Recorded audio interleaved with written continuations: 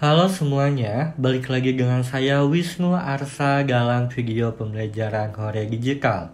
Pada video sebelumnya, kita sudah membahas mengenai Indonesia pada masa demokrasi liberal. Nah, pada video kali ini, kita akan membahas mengenai Indonesia pada masa demokrasi terpimpin, yakni dari tahun 1959 sampai 1966. Nah, tahukah kalian mengapa muncul ide demokrasi terpimpin? Nah, seperti yang kita ketahui, bahwa kehidupan sosial politik Indonesia pada masa demokrasi liberal belum pernah mencapai kestabilan secara nasional. Kabinet yang silih berganti membuat program kerja kabinet tidak dapat dijalankan sebagaimana mestinya. Partai-partai politik yang berkuasa pada masa demokrasi liberal ingin saling bersaing dan saling menjatuhkan satu sama lain. Bahkan mereka lebih mengutamakan kepentingan kelompoknya masing-masing. Nah, di sisi lain, Dewan Konstituante yang dibentuk melalui pemilihan umum tahun 1955 ini tidak berhasil menyelesaikan tugasnya untuk menyusun Undang-Undang Dasar baru bagi Republik Indonesia. Nah, dengan kondisi tersebut, membuat Presiden Soekarno berkeinginan untuk membuat kebijakan-kebijakan baru agar adanya kestabilan politik dalam Republik Indonesia. Nah, hal yang dilakukan oleh Soekarno pada saat itu ingin menyederhanakan partai politik yang ada dan membuat kabinet yang berintikan 4 partai yang menang dalam pemilu 1955. Nah, untuk mewujudkan keinginannya, pada tanggal 21 Februari tahun 1957, para tokoh politik dan tokoh militer menawarkan konsepsinya atau gagasannya untuk menyelesaikan dan mengatasi krisis-krisis yang terjadi di Indonesia. Presiden Soekarno menekankan bahwa demokrasi liberal merupakan demokrasi yang tidak sesuai dengan jiwa dan semangat bangsa Indonesia. Untuk itu, beliau menggantikan dengan suatu demokrasi yang sesuai dengan kepribadian bangsa Indonesia, yaitu demokrasi terpimpin. Nah, upaya untuk mewujudkan demokrasi terpimpin tersebut telah dirintis oleh Presiden Soekarno sebelumnya. Dikeluarkannya dekret Presiden tanggal 5 Juli 1959. Langkah pertamanya adalah pada tanggal 6 Mei 1957, Presiden Soekarno membentuk Dewan Nasional sebagai langkah pertama untuk mewujudkan konsepsi Presiden 1957. Melalui panitia perumusan Dewan Nasional ini, muncul usulan secara tertulis oleh Kepala Staf Angkatan Darat, yakni Mayor Jenderal Abdul Haris Nasution, kepada Presiden Soekarno tentang pemberlakuan kembali Undang-Undang Dasar 1945 sebagai landasan demokrasi terpimpin. Nah, usulan Nasution tersebut kurang didukung oleh wakil-wakil partai di dalam Dewan Nasional karena cenderung mempertahankan Undang-Undang Dasar sementara 1950 yang berlaku pada demokrasi liberal. Nah, atas desakan Nasution, akhirnya Presiden Soekarno menyetujui untuk kembalinya ke Undang-Undang Dasar 1945. Maka dari itu, pada tanggal 22 April tahun 1959, Presiden Soekarno meminta Konstituante menetapkan kembali Undang-Undang Dasar 1945 tanpa adanya perubahan dan menetapkannya sebagai konstitusi negara yang tetap. Usulan Presiden Soekarno tersebut kemudian ditindaklanjuti dengan pemungutan suara. Akan tetapi, hingga 3 kali pemungutan suara, anggota Konstituante gagal menyepakati konstitusi negara. Pada tanggal 3 Juni 1959, sidang Dewan Konstituante memasuki masa reses, yakni di mana beberapa fraksi dalam Dewan Konstituante menyatakan tidak akan menghadiri sidang kecuali untuk membubarkan Konstituante. Nah, kondisi ini membuat situasi politik menjadi sangat genting. konflik politik antar partai semakin panas dan melibatkan masyarakat di dalamnya, yang ditambah lagi munculnya beberapa pemberontakan di daerah yang mengancam kesatuan negara kesatuan Republik Indonesia.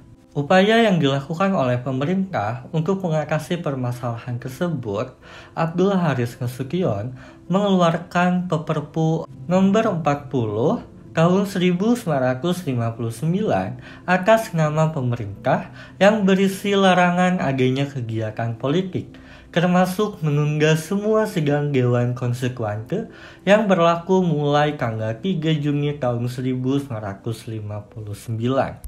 Kemudian, Kepala Staf Angkatan Darat dan Ketua Umum PNI, Suwiryo, menyatakan kepada Presiden Soekarno untuk mengumumkan kembali berlakunya Undang-Undang Dasar 1945 dengan suatu dekret Presiden.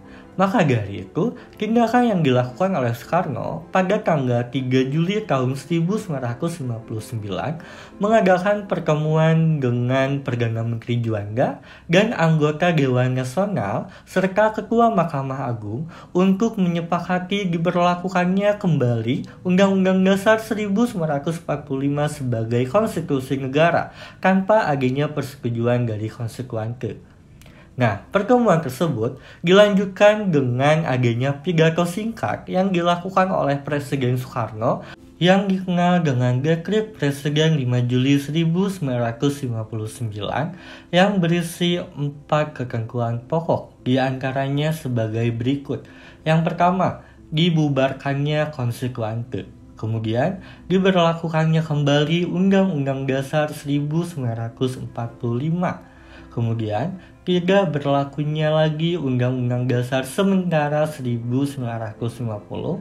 Dan yang terakhir, dibentuknya Majelis Permusyawaratan Rakyat Sementara atau MPRS dan Dewan Pertimbangan Agung Sementara atau DPAS. Nah, Dekret Presiden 5 Juli 1959 tersebut merupakan jembatan politik dari era demokrasi liberal menuju era demokrasi terpimpin.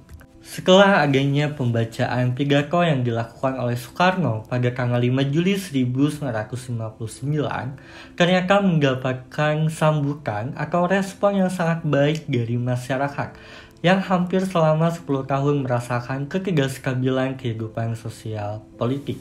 Dan juga, dekret presiden ini didukung oleh TNI dan juga dua partai besar, yakni PNI dan PKI.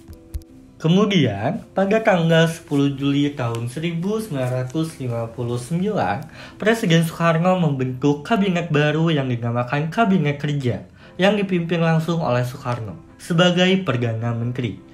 Nah, sedangkan Juanda bertindak sebagai Menteri pertama pada demokrasi terpimpin.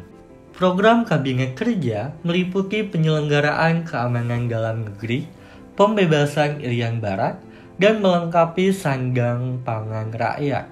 Nah, Kabinet Kerja ini terdiri atas lembaga yudikatif, Jaksa Agung, Ketua Mahkamah Agung, serta lembaga yang meliputi Wakil Ketua MPRS dan Ketua DPR-GR. Kemudian, berdasarkan Nomor 3 Tahun 1955, tanggal 22 Juli 1959, adanya pembentukan DPAS, yakni Dewan Pertimbangan Agung Sementara, yang diketuai oleh Soekarno dan Ruslan Abdul Ghani sebagai Wakil Ketua. Nah, DPAS ini bertugas untuk menjawab pertanyaan Presiden dan berhak mengajukan usul kepada pemerintah. Pada tanggal 17 Agustus tahun 1959,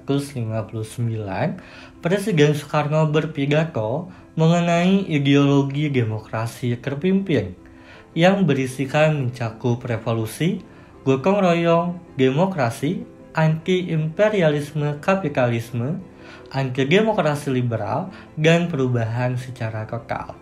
Nah, pidato yang dilakukan oleh Soekarno ini berjudul Penemuan Kembali Revolusi Kita. Dewan Pertimbangan Agung Sementara menetapkan pidato Presiden Soekarno tersebut menjadi GBHN, yakni Garis-Garis Besar Haluan Negara, dengan judul Manifesto Politik Republik Indonesia, atau yang sering disingkat dengan Manipol. Tanggal 31 Desember 1959, Presiden Soekarno membentuk MPRS yang dilandasi oleh Penetapan Presiden Nomor 2 Tahun 1959 di bawah pimpinan Hairil Saleh. Anggota MPRS dipilih dan diangkat langsung oleh Presiden Soekarno. Pengangkatan ini bertentangan dengan Undang-Undang Dasar 1945 yang menyatakan bahwa anggota MPR dipilih melalui pemilu. Tokoh-tokoh yang diangkat sebagai anggota MPRS harus memenuhi beberapa persyaratan, yaitu diantaranya yang pertama, setuju kembali kepada Undang-Undang Dasar 1945, kemudian setia pada perjuangan bangsa Indonesia, dan yang terakhir setuju dengan Manipol. Fungsi dan tugas MPRS tidak diatur berdasarkan Undang-Undang Dasar 1945, tetapi berdasarkan ketetapan Presiden Soekarno Nomor 2 Tahun 1959, sehingga fungsi dan tugas MPRS hanya menetapkan GBHN. Kemudian, adanya konflik terbuka antara Presiden dengan DPR. Konflik ini dilatar belakangi dari DPR menolak rencana anggaran belanja negara tahun 1990 yang diajukan oleh pemerintah. Nah, penolakan ini membawa dampak pembubaran DPR pada tanggal 5 Maret 1990 oleh Presiden. Kemudian, Presiden Soekarno membentuk DPR Gotong Royong atau yang disingkat dengan DPR-GR. Para anggota yang ditunjuk oleh Presiden Soekarno ini tidak berdasarkan pertimbangan kekuatan partai politik, akan tetapi lebih berdasarkan pertimbangan 5 golongan, di antaranya nasionalis, Islam, komunis, Kristen Katolik, dan golongan fungsional. Kedudukan DPR-GR adalah membantu Presiden atau mandataris MPRS dan memberikan sumbangan tenaga kepada Presiden untuk melaksanakan segala sesuatu yang telah ditetapkan oleh MPR. Kemudian, kita bahas mengenai kebijakan dalam negeri pada masa demokrasi terpimpin. Yang pertama, Presiden menetapkan dibentuknya MPRS ditunjuk dan diangkat oleh Presiden. Kemudian, penetapan Presiden Nomor 3 Tahun 1990 tentang pembubaran DPR hasil pemilu 1955, kemudian dibentuknya DPR-GR yang sudah saya jelaskan sebelumnya. Dan yang ketiga, Partai Masyumi dan PSI dibubarkan karena pemimpinnya terlibat dalam pemberontakan PRRI Permesta. Presiden Soekarno membentuk Komando Operasi Tertinggi atau yang disingkat dengan KOTI. Nah, Komando Operasi Tertinggi ini dipimpin langsung oleh Presiden, yakni oleh Soekarno. Nah, lembaga ini mengambil alih secara langsung pimpinan angkatan bersenjata dan menempatkan masing-masing angkatan pada posisi menteri di bawah Presiden. Kemudian yang kelima, menetapkan paham Nasakom, nasionalisme, agama, dan komunis dalam lembaga negara. Dalam menjalankan pemerintahan, Presiden Soekarno berusaha menyatukan paham-paham yang berkembang dalam masyarakat sehingga diperoleh paham yang sama. Paham ini kemudian dikenal sebagai Nasakom, nasionalisme, agama, dan komunis. Alasan Presiden Soekarno mengemukakan paham ini yakni berdasarkan pengalaman semasa sistem demokrasi liberal. Ketika itu, di Indonesia terdapat begitu banyak paham yang berkembang sehingga tidak dapat menjamin suatu pemerintahan yang stabil. Menurut Presiden Soekarno, Nasakom adalah cerminan paham-paham yang berkembang dalam masyarakat. Dengan menerima dan melaksanakan Nasakom, persatuan Indonesia akan terwujud. Kemudian kebijakan yang terakhir yakni lewat sidang umum MPRS tahun 1963, Presiden Soekarno ditetapkan sebagai presiden seumur hidup. Kemudian kebijakan luar negeri. Yang pertama ada politik mercusuar. Nah, politik mercusuar ini mengadakan proyek-proyek besar untuk mengangkat Indonesia menjadi negara terkemuka. Contohnya seperti membangun kompleks olahraga Senayan, monumen nasional, dan masih banyak lagi. Nah, kebijakan politik luar negeri yang kedua itu adanya politik poros. Nah, politik poros ini bangsa kita, yakni Indonesia, melaksanakan hubungan istimewa dengan Republik Rakyat Cina, kemudian dengan Kamboja dan Korea Utara. Nah, kemudian juga munculnya istilah Orgevo dan Nevo. Orgevo merupakan negara-negara kapitalis yang cenderung kolonialis, kemudian Nevo negara-negara anti-kolonialis dan anti-imperialisme. Kemudian kita bahas mengenai perkembangan ekonomi pada demokrasi terpimpin.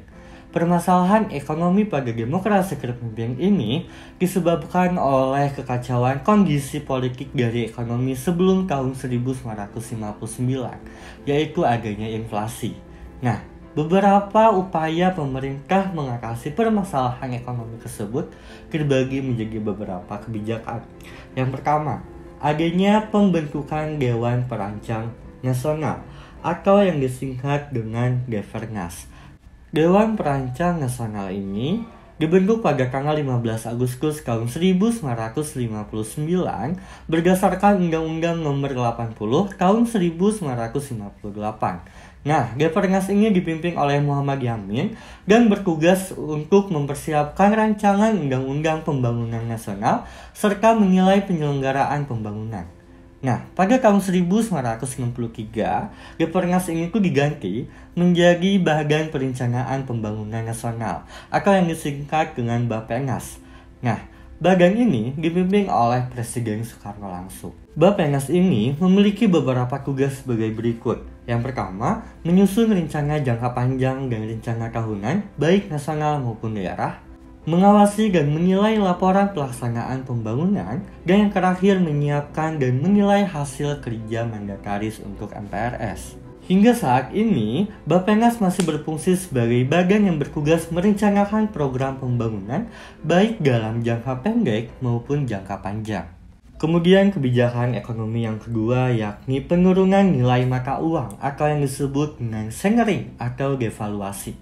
Mata uang rupiah pada tanggal 25 Agustus tahun 1959, pemerintah menetapkan kebijakan sengering mata uang kertas yang nilainya diturunkan menjadi 10%. Nah, nilai mata uang 1.000 dan 500 yang ada dalam peredaran pada saat itu diturunkan menjadi 100 rupiah dan 50 rupiah. Mata uang pecahan 100 ke bawah tidak didevaluasi. Nah, kebijakan ini bertujuan untuk meningkatkan nilai rupiah tanpa merugikan rakyat kecil. Sebagai tindak lanjut kebijakan tersebut, pemerintah membentuk panitia penampung operasi keuangan atau yang disingkat dengan PPOK yang bertugas menindaklanjuti tindakan moneter tanpa mengurangi tanggung jawab menteri, departemen, dan jabatan yang bersangkutan. Kebijakan selanjutnya yakni deklarasi ekonomi atau yang disingkat dengan DEKON. Nah, DEKON ini dibentuk pada tanggal 28 Maret 1963 dengan tujuan yakni menciptakan ekonomi yang bersifat nasional, demokratis, dan bebas dari sisa-sisa imperialisme. Kemudian yang kedua, menciptakan tahap ekonomi sosialis Indonesia dengan cara terpimpin. Nah, pada dasarnya, DEKON itu memperhatikan berbagai prioritas seperti mendorong usaha swasta, memperbesar produk perolehan devisa, serta memberikan insentif kepada pihak pengusaha swasta yang berhasil menaikkan nilai ekspor dan impor. Kemudian adanya politik mercusuar yang sudah saya dijelaskan sebelumnya. Nah, jadi intinya politik mercusuar itu bangsa Indonesia berambisi untuk menjadikan sebagai negara maju. Nah, jadi Presiden Soekarno itu memiliki ambisi agar negara-negara lain itu bisa memandang Indonesia sebagai negara terkemuka. Nah, maka dari itu, Presiden Soekarno membangun secara besar-besaran fasilitas-fasilitas negara seperti sarana dan prasarana olahraga, seperti adanya GBK, kemudian adanya Monumen Nasional, dan masih banyak lagi yang mengakibatkan negara Indonesia mengalami inflasi. Kemudian kita bahas mengenai peristiwa penting pada masa demokrasi terpimpin. Yang pertama adanya pembebasan Irian Barat. Nah, latar belakang dari adanya permasalahan Irian Barat ini Bermula dari keputusan KMB, yakni Konferensi Meja Bundar, yang menetapkan bahwa masalah Irian Barat akan diselesaikan 1 tahun setelah penyerahan kedaulatan. Akan tetapi, Belanda terus menunda penyerahan masalah tersebut hingga bertahun-tahun. Nah, dari kondisi tersebut, bangsa Indonesia sangat kecewa terhadap Belanda. Presiden Soekarno menegaskan bahwa perjuangan bangsa Indonesia belum selesai sebelum Irian Barat kembali menjadi bagian NKRI. Maka dari itu, dalam sidang umum PBB tahun 1991, Subandrio, perwakilan dari Indonesia menegaskan bahwa pemerintah Indonesia akan melaksanakan konfrontasi di segala bidang, yakni di bidang politik, ekonomi, dan militer. Pemerintah Indonesia melakukan upaya pembebasan Irian Barat melalui 4 cara, yakni dari konfrontasi ekonomi, politik, militer, dan diplomasi. Nah, yang pertama, kita bahas mengenai perjuangan diplomasi. Perjuangan yang dilakukan secara bilateral itu gagal dilaksanakan oleh Indonesia. Kemudian bangsa Indonesia membawa ke dalam forum internasional melalui konferensi Kolombo pada bulan April 1954 dan konferensi Asia Afrika pada bulan April tahun 1955 dengan mengirimkan beberapa diplomat. Dalam 2 konferensi ini, Indonesia berhasil mendapatkan dukungan dari negara-negara peserta konferensi tersebut. Indonesia mengajukan masalah Irian Barat dalam sidang umum PBB periode 1954 sampai 1957. Akan tetapi, upaya tersebut gagal karena Indonesia tidak mendapat dukungan 2/3 anggota sidang. Kemudian perjuangan melalui konfrontasi politik. Pada tahun 1956, secara sepihak bangsa Indonesia membatalkan hasil KMB yang dikukuhkan dalam Undang-Undang Nomor 13 tahun 1956. Pada tanggal 17 Agustus tahun 1956, Kabinet Ali Sastro Atmowiloyo mengesahkan kekuasaannya atas Irian Barat dengan membentuk pemerintahan sementara Irian Barat di daerah Tidore. Nah, salah satu tujuan pembentukan pemerintahan sementara ini yakni untuk mendeklarasikannya pemerintahan Provinsi Irian Barat sebagai bagian dari Republik Indonesia dengan Gubernur Zainal Abidin Shah. Pada tanggal 10 Februari tahun 1958, pemerintah membentuk Front Nasional Pembebasan Irian Barat. Kemudian pada tanggal 17 Agustus tahun 1960, pemerintah secara resmi memutuskan hubungan diplomatik dengan kerajaan Belanda yang ditandai dengan penutupan kantor perwakilan Belanda di Indonesia dan pemanggilan duta besar Indonesia untuk Belanda. Kemudian konfrontasi militer. Pemerintah Indonesia berencana membeli senjata dari Amerika Serikat, akan tetapi dialihkan ke negara-negara Blok Timur, terutama Uni Soviet. Nah, upaya pembelian senjata ini dipimpin oleh Jenderal Nasution, yakni Menteri Keamanan Nasional. Pada tanggal 19 Desember tahun 1961, Presiden Soekarno mengumumkan Tri Komando Rakyat atau yang disingkat dengan Trikora di daerah Yogyakarta pada acara peringatan agresi militer Belanda kedua. Nah, Trikora ini diharapkan agar rakyat Indonesia mendukung secara aktif usaha pengembalian Irian Barat. Nah, isi Trikora ini terbagi menjadi 3. Yang pertama, gagalkan pembentukan negara Bhinneka Papua Belanda, kibarkan Sang Merah Putih di Irian Barat, dan yang terakhir, tanah air Indonesia bersiaplah untuk mobilisasi umum guna mempertahankan kemerdekaan dan kesatuan tanah air dan bangsa. Kemudian konfrontasi ekonomi. Nah, dalam konfrontasi ekonomi ini, adanya pembatalan hutang-hutang Indonesia kepada Belanda senilai 3.661 juta gulden. Kemudian, melarang maskapai penerbangan Belanda melakukan penerbangan dan pendaratan di wilayah Indonesia mulai tanggal 5 Desember tahun 1957. Kemudian adanya persetujuan New York. Nah, Sekretaris Jenderal PBB, yakni Yutan, ingin meminta kesediaan diplomat dari Amerika Serikat, yaitu Bunker, menjadi penengah perundingan antara Indonesia Belanda. Kemudian pada tanggal 14 Agustus tahun 1962, Indonesia mengadakan perundingan di Virginia, yakni di Amerika Serikat, dengan delegasi Indonesia yang dipimpin oleh Aga Malik, sedangkan delegasi Belanda dipimpin oleh Van Rooyen. Adapun adanya Banker menjadi penengah perundingan tersebut. Nah, perundingan tersebut menghasilkan adanya kesepakatan, yakni disebut dengan Perjanjian New York. Nah, salah satu isi persetujuan itu yakni Belanda menyerahkan Irian Barat kepada UNT selambatnya pada tanggal 1 Oktober tahun 1962. Pada tanggal 31 Desember 1962, bendera Indonesia mulai dikibarkan di samping bendera PBB. Selambat-lambatnya, 1 Mei tahun 1963, UNT atas nama PBB menyerahkan Irian Barat kepada wilayah Indonesia. Nah, setelah penyerahan Irian Barat, pemerintah Indonesia diwajibkan melaksanakan pengakuan pendapat rakyat atau yang disebut dengan PPRA. Peristiwa yang kedua yakni adanya konfrontasi dengan Malaysia. Pada tahun 1961, muncul rencana pembentukan Federasi Malaysia yang terdiri dari Persekutuan Tanah Melayu, Singapura, Sarawak, Brunei, dan Sabah.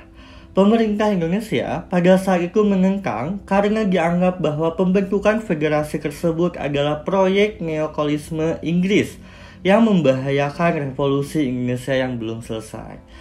Nah, kemudian diadakannya konferensi tingkat tinggi yang disebut dengan Konferensi Tingkat Tinggi Mafindo dan PBB membentuk tim investigasi.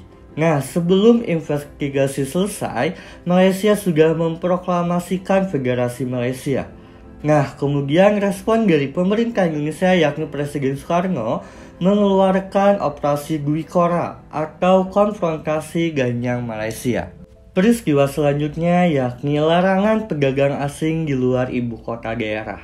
Dalam bidang sosial pun adanya konflik antara pedagang asing, terutama dari etnis Cina.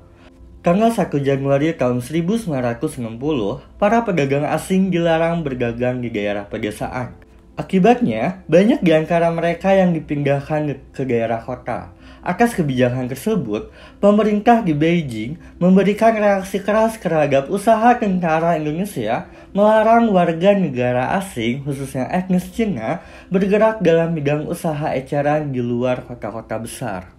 Peristiwa yang terakhir yakni adanya konflik Lekra dengan Manikebu.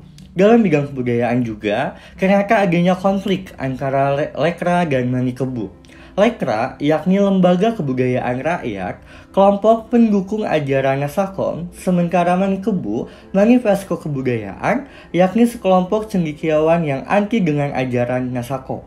Nah, kelompok Manikebu mendukung Pancasila, namun tidak mendukung ajaran Nasakom. Manikebu ini tidak ingin kebudayaan nasional didominasi ideologi tertentu. Nah, Manikebu juga dilarang oleh pemerintah RI karena dianggap menunjukkan sikap ragu-ragu terhadap revolusi. Nah, maka di sini adanya konflik antara kesalahpahaman atau perbedaan ideologi antara Manikebu dengan Lekra. Nah, tokoh-tokoh dalam Manikebu ini antara lain seperti Jasin dan Taufik Ismail. Mungkin sekian saja penjelasan video kali ini. Sampai jumpa di video selanjutnya.